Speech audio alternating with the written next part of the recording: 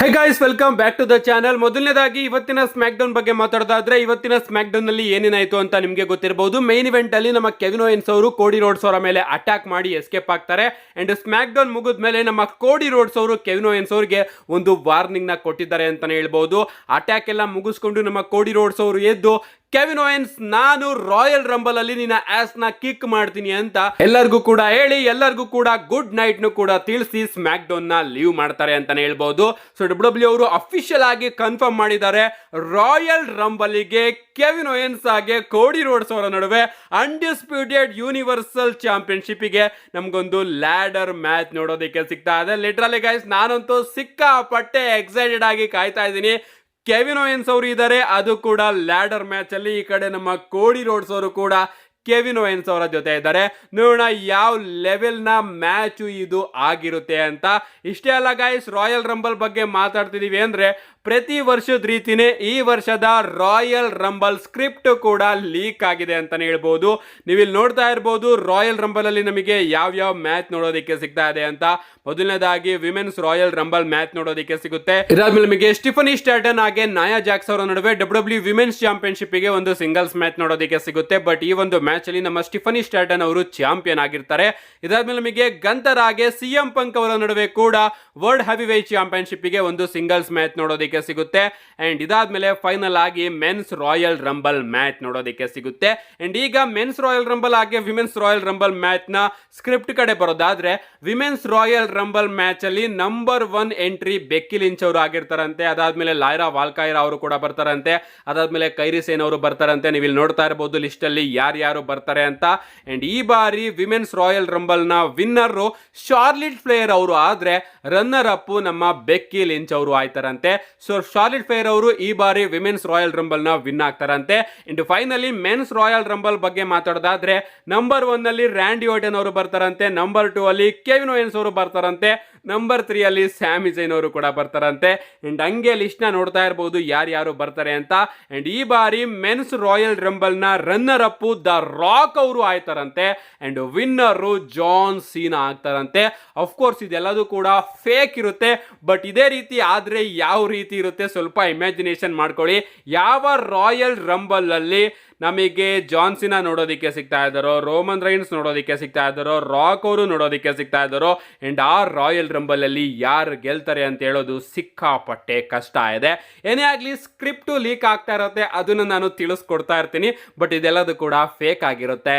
Next update ಕಡೆ ಬರೋದಾದ್ರೆ, ಇದಿರ್ತಕ್ಕಂಥದ್ದು Mandya night rho Netflix ಬಗ್ಗೆ. ನಿಮಗೆ ಗೊತ್ತಿರಬಹುದು ಜನವರಿ 6ನೇ ತಾರೀಕಿನ ಮಂಡ್ಯ ನೈಟ್ ರೋ ನಮಗೆ ನೆಟ್ಫ್ಲಿಕ್ಸ್ ಅಲ್ಲಿ ನೋಡೋದಕ್ಕೆ ಸಿಗ್ತಾ ಇದೆ. ಅಂಡ್ ಡಬ್ಲ್ಯೂ ಅವರು ಹೊಸ ಪೋಸ್ಟರ್ ಕೂಡ ರಿಲೀಸ್ ಮಾಡಿದ್ದಾರೆ. ನೀವು ಇಲ್ಲಿ ನೋಡ್ತಾ ಇರಬಹುದು. ಪೋಸ್ಟರ್ ಮಾತ್ರ ಸಖತ್ತಾಗಿ ಕಾಣಿಸ್ತಾ ಇದೆ.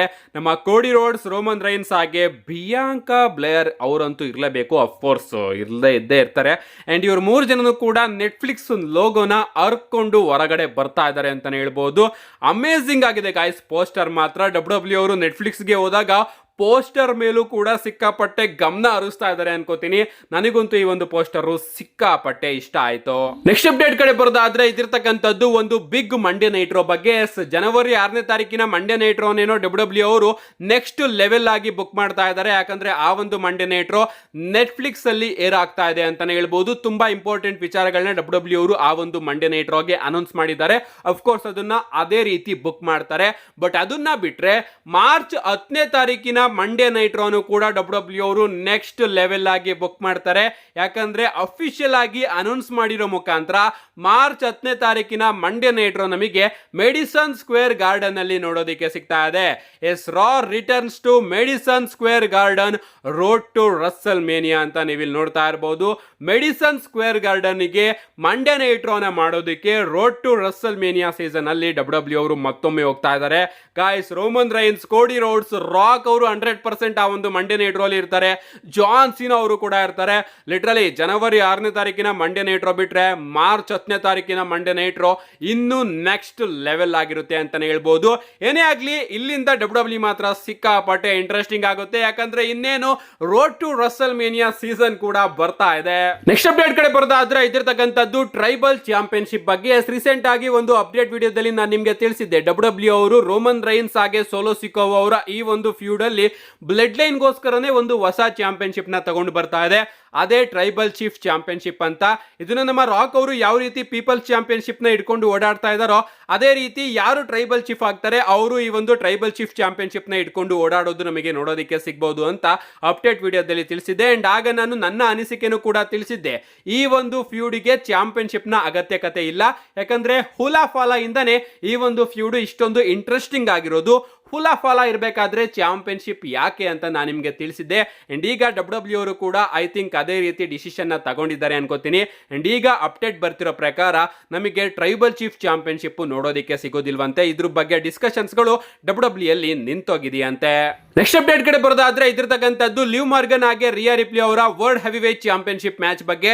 ನಿಮ್ಗೆ ಗೊತ್ತಿರಬಹುದು, ಜನವರಿ 6ನೇ ತಾರೀಕಿನ ಮಂಡೇ ನೈಟ್ ರಾಗೆ ಡಬ್ಲ್ಯೂ ಅವರು ಇವರ ನಡುವೆ ವರ್ಲ್ಡ್ ಹೆವಿ ವೇಟ್ ಚಾಂಪಿಯನ್ಶಿಪ್ ನ ಅಫಿಷಿಯಲ್ ಆಗಿ ಅನೌನ್ಸ್ ಮಾಡಿದ್ರು. ಬಟ್ ಈಗ ಈ ಒಂದು ಮ್ಯಾಚ್ ಅಲ್ಲಿ ಒಂದು ದೊಡ್ಡ ಚೇಂಜ್ ಕೂಡ ತಗೊಂಡು ಬಂದಿದ್ದಾರೆ. ಆ ಒಂದು ಚೇಂಜ್ ಏನಪ್ಪಾ ಅಂದ್ರೆ ಈ ಒಂದು ಮ್ಯಾಚ್ ಈಗ ನಮಗೆ ನಾರ್ಮಲ್ ಮ್ಯಾಚ್ ಆಗಿ ನೋಡೋದಕ್ಕೆ ಸಿಗ್ತಾ ಇಲ್ಲ, ಬದಲಿಗೆ ಲಾಸ್ಟ್ ವಿಮೆನ್ ಸ್ಟ್ಯಾಂಡಿಂಗ್ ಮ್ಯಾಚ್ ಆಗಿ ನೋಡೋದಕ್ಕೆ ಸಿಗ್ತಾ ಇದೆ.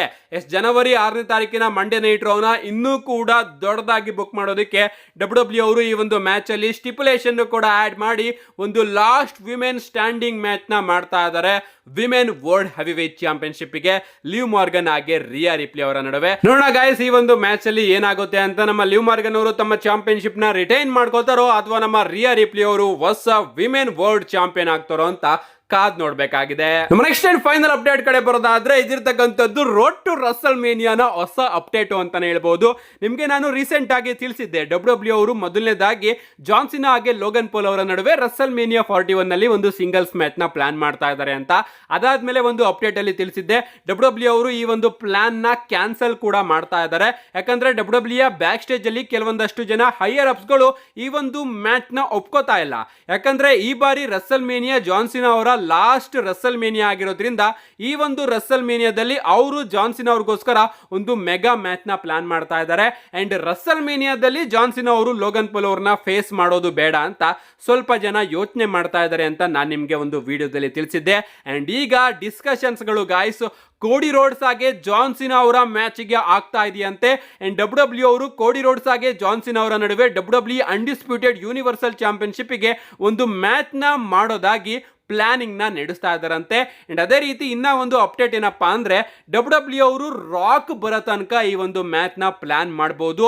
ಅಕಸ್ಮಾತ್ ರಾಕ್ ಅವರೇನಾದ್ರೂ ರಿಟರ್ನ್ ಆಗಿ ಇಲ್ಲ ಈ ಒಂದು ಮ್ಯಾಚ್ ಬೇಡ, ನಾನು ರಸಲ್ ಮೇನಿಯಾದಲ್ಲಿ ಕೋಡಿ ರೋಡ್ಸ್ ಅವ್ರನ್ನೇ ಫೇಸ್ ಮಾಡ್ತೀನಿ ಅಂದ್ರೆ ನಮಗೆ ರಾಕ್ ಆಗಿ ಕೋಡಿ ರೋಡ್ಸ್ ಅವರ ಮ್ಯಾಚೇ ರಸಲ್ ಮೇನಿಯಾದಲ್ಲಿ ನೋಡೋದಕ್ಕೆ ಸಿಗುತ್ತೆ. ಅಥವಾ ನಮ್ಮ ರಾಕ್ ಅವರು ಬಂದು ನಾನು ರಸಲ್ ಮೇನಿಯಾದಲ್ಲಿ ಕೋಡಿ ರೋಡ್ಸ್ ಅವ್ರನ್ನ ಫೇಸ್ ಮಾಡೋದಿಲ್ಲ, ಬದಲಿಗೆ ಅದಕ್ಕಿಂತ ಮುಂಚೆನೆ ಕೋಡಿ ರೋಡ್ಸ್ ಅವರ ಜೊತೆ ನಾನು ನನ್ನ ಕತೆನ ಮುಗಿಸ್ತೀನಿ, ರಸಲ್ ಮೇನಿಯಾದಲ್ಲಿ ನಾನು ರೋಮನ್ ರೈನ್ಸ್ ಅವ್ರನ್ನ ಫೇಸ್ ಮಾಡ್ತೀನಿ ಅಂದ್ರೆ ನಮಗೆ ಪ್ರಾಬಬ್ಲಿ ಕೋಡಿ ರೋಡ್ಸ್ ಹಾಗೆ ಜಾನ್ ಸಿನಾ ಅವರ ನಡುವೆ ಅನ್ಡಿಸ್ಪ್ಯೂಟೆಡ್ ಡಬ್ಲ್ಯೂ ಯೂನಿವರ್ಸಲ್ ಚಾಂಪಿಯನ್ಶಿಪ್ ಗೆ ಒಂದು ಮ್ಯಾಚ್ ನೋಡೋದಕ್ಕೆ ಸಿಗುತ್ತೆ. ಈ ರೀತಿ ಏನಾದ್ರೂ ಆದ್ರೆ ಈ ರಸಲ್ ಮೇನಿಯಾದಲ್ಲಿ ನಮಗೆ ರಾಕ್ ಹಾಗೆ ರೋಮನ್ ರೈನ್ಸ್ ಅವರ ಮ್ಯಾಚ್ ಕೂಡ ನೋಡೋದಕ್ಕೆ ಸಿಗುತ್ತೆ. ಸೊ ಈಗ ಎಲ್ಲವೂ ಕೂಡ ನಮ್ಮ ರಾಕ್ ಮೇಲೆ ಬಿಟ್ಟಿದ್ದು, ರಾಕ್ ಅವರು ರಸಲ್ ಮೇನಿಯಾದಲ್ಲಿ ಯಾರನ್ನ ಫೇಸ್ ಮಾಡ್ತೀನಿ ಅಂತ ಹೇಳ್ತಾರೋ ಅದ್ರ ಮೇಲೆ Russell mania match card set ಆಗುತ್ತೆ ಅಂತಾನೆ ಹೇಳ್ಬೋದು. ನಾನು ಹಿಂದೆ ಯಾವುದೋ ಒಂದು ವಿಡಿಯೋದಲ್ಲಿ ನಾನು ನಿಮಗೆ ತಿಳಿಸಿದ್ದೆ, ಪ್ರಾಬಬ್ಲಿ ರಾಕ್ ಅವರು ಕೋಡಿ ರೋಡ್ಸ್ ಅವ್ರನ್ನ ರಸಲ್ ಮೇನಿಯಾಗಿಂತ ಮುಂಚೆನೆ ಫೇಸ್ ಮಾಡಬಹುದು. ಅಂಡ್ ಆ ಒಂದು ಮ್ಯಾಚ್ ಅಲ್ಲಿ ನಮಗೆ ರೋಮನ್ ರೈನ್ಸ್ ಅವರ ಇಂಟರ್ಫರೆನ್ಸ್ ನೋಡೋದಕ್ಕೆ ಸಿಕ್ಬಹುದು. ಅಂಡ್ ಹಿಂಗೆ ಡಬ್ಲ್ಯೂ ಅವರು ರೋಮನ್ ರೈನ್ಸ್ ಹಾಗೆ ರಾಕ್ ಅವರ ನಡುವೆ ರಸಲ್ ಮೇನಿಯಾಗೆ ಮ್ಯಾಚ್ ಪ್ಲಾನ್ ಮಾಡಬಹುದು ಅಂತ. ಸೊ ರೋಮನ್ ರೈನ್ಸ್ ಹಾಗೆ ರಾಕ್ ಅವರ ಮ್ಯಾಚ್ ರಸಲ್ ಮೇನಿಯಾಗೆ ಪ್ಲಾನ್ ಆದ್ರೆ ಈ ಕಡೆ ಕೋಡಿ ರೋಡ್ಸ್ ಅವರು ರಸಲ್ ಮೇನಿಯಾದಲ್ಲಿ ಏನ್ ಮಾಡ್ತಾರೆ ಅನ್ನೋ ಒಂದು ದೊಡ್ಡ ಪ್ರಶ್ನೆ ಕಾಡ್ತಾ ಇತ್ತು. ಬಟ್ ಈಗ ಆ ಒಂದು ಪ್ರಶ್ನೆಗೂ ಕೂಡ ಉತ್ತರ ಸಿಕ್ಕಿದೆ. ಅಫ್ಕೋರ್ಸ್ ಕೋಡಿ ರೋಡ್ಸ್ ಅವರು ಈಸಿಯಾಗಿ ಜಾನ್ ಸಿನಾ ಅವ್ರನ್ನ ಫೇಸ್ ಮಾಡಬಹುದು, ಆ ಕಡೆ ರ್ಯಾಂಡಿ ಆರ್ಟನ್ ಅವರು ಈಸಿಯಾಗಿ ಕೆವಿನ್ ಓವೆನ್ಸ್ ಅವ್ರನ್ನ ಅಥವಾ ಬೇರೆ ಯಾರನ್ನಾರು ಫೇಸ್ ಮಾಡಬಹುದು ಅನ್ಕೋತೀನಿ. ನಿಮ್ಗೆ ಅನ್ಸುತ್ತೆ ಗೈಸ್ ಈ ರೀತಿ ಆಗುತ್ತಾ? ನಿಮಗೆ ರಾಕ್ ಅವರ ಮ್ಯಾಚ್ ಯಾರ ಜೊತೆ ನೋಡೋದಕ್ಕೆ ಸಿಗ್ಬೇಕು? ರಾಕ್ ಹಾಗೆ ರೋಮನ್ ರೈನ್ಸ್ ಅವರ ಮ್ಯಾಚ್ ನೋಡೋದಕ್ಕೆ ಸಿಕ್ಕಿ ಕೋಡಿ ರೋಡ್ಸ್ ಹಾಗೆ ಜಾನ್ ಸಿನಾ ಅವರ ಮ್ಯಾಚ್ ರಸಲ್ ಮೇನಿಯಾದಲ್ಲಿ ಆಗ್ಬೇಕು, ಅಥವಾ ರೋಮನ್ ರೈನ್ಸ್ ಹಾಗೆ ಸೋಲೋ ಸಿಕ್ಕೋ ಅವರ ಮ್ಯಾಚ್ ರಸಲ್ ಮೇನಿಯಾದಲ್ಲಿ ನೋಡೋದಕ್ಕೆ ಸಿಕ್ಕಿ ಕೋಡಿ ರೋಡ್ಸ್ ಹಾಗೆ ರಾಕ್ ಅವರ ಮ್ಯಾಚ್ ರಸೆಲ್ ಮಿನಿಯಾದಲ್ಲಿ ನೋಡೋದಕ್ಕೆ ಸಿಕ್ಕಿ ಜಾನ್ ಸಿನಾ ಅವರು ಬೇರೆ ಯಾರನ್ನೋ ಫೇಸ್ ಮಾಡೋದು ನೋಡೋದಕ್ಕೆ ಸಿಗ್ಬೇಕು. ನಿಮ್ಮ ಅನಿಸಿಕೆನ ಕಮೆಂಟ್ ಮಾಡಿ. ನನ್ನ ಪ್ರಕಾರ ನೋಡೋದಾದ್ರೆ ಗಾಯ್ಸ್, ನನಗೆ ಈ ಬಾರಿ ರಸೆಲ್ ಮಿನಿಯಾದಲ್ಲಿ ಕೋಡಿ ರೋಡ್ಸ್ ಹಾಗೆ ಜಾನ್ ಸಿನಾ ಅವರ ನಡುವೆ ಒಂದು ಮ್ಯಾಚ್ ನೋಡೋದಕ್ಕೆ ಸಿಗಬೇಕು. ಆ ಒಂದು ಮ್ಯಾಚ್ ಅಲ್ಲಿ ನಮ್ಮ ಜಾನ್ ಸಿನಾ ಅವರು ಚಾಂಪಿಯನ್ ಆಗಬೇಕು. ಈ ಕಡೆ ರೋಮನ್ ರೈನ್ಸ್ ಹಾಗೆ ರಾಕ್ ಅವರ ಡ್ರೀಮ್ ಮ್ಯಾಚ್ ಫೈನಲಿ ಈ ಬಾರಿಯ ರಸೆಲ್ ಮಿನಿಯಾದಲ್ಲಿ ಆಗಬೇಕು. ಇದು ನನ್ನ ಆಸೆ. ನಿಮ್ಮ ಆಸೆ ಏನು, ನಿಮ್ಮ ಅನಿಸಿಕೆನೂ ಕೂಡ ಕಮೆಂಟ್ ಮಾಡಿ. ಇಷ್ಟು ಇವತ್ತಿನ ವಿಡಿಯೋ ಒಂದು ಲೈಕ್ ಮಾಡಿ, ಚಾನಲ್ ಸಬ್ಸ್ಕ್ರೈಬ್ ಮಾಡ್ಕೊಳ್ಳಿ. See you guys in my next video.